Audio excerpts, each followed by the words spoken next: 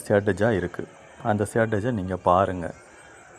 இந்த ஸ்ட்ராட்டஜி கரெக்டாக ஒரு வருஷம் முடிவில் இப்படி தான் அக்யூரேட்டாக இருக்குமா அப்படின்னு கேட்டாலும் சொல்ல முடியாது. மாறுபாடுகள் இருக்கலாம். அதற்காக நஷ்டம் முடியுமா? நிச்சயமாக நஷ்டம் வராது. கண்டிப்பாக லாபம் தான் இருக்கும். ஆனால் லாபத்தில் கொஞ்சம் முன்ன பின்ன இருக்கலாம். இப்போ இந்த ஸ்ட்ராட்டஜியை பாருங்கள். ஜனவரி மாதம் இப்போ ₹1,00,000 என்கிட்ட இருக்குது. நான் அந்த ஸ்ட்ராட்டஜியை படி நான் அதை ஃபாலோ பண்ணுறேன்னு சொன்னால் ஜனவரி மாதம் மட்டும் எனக்கு ₹68,000 லாபம் கொடுத்துருக்கு. பிப்ரவரி மாதம் ₹99,000 லாபம் கொடுத்துருக்கு. மார்ச் மாதம் ₹1,11,000 லாபம் கொடுத்துருக்கு.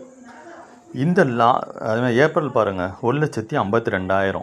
மே மாதம் ₹1,05,000. ஜூன் மாதம் ₹47,000.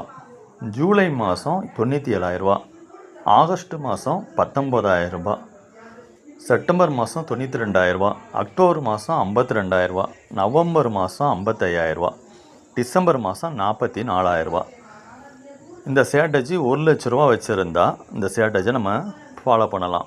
₹9,47,000 கிட்ட லாபம் கொடுத்துருக்கு. இந்த ₹1,00,000 வச்சுருந்து 9,00,000 கூட லாபம் வந்திருக்குன்னா நம்ம இதை அப்படியே பாதியாக கூட குறைச்சிக்கிடுவோம்.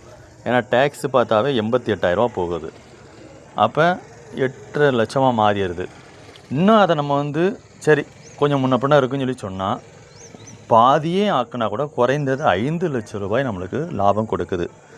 ₹1,00,000 வச்சு நம்ம இந்த ஸ்ட்ராட்டஜியை நம்ம பண்ணணுன்னா ஒரு வருஷத்தில்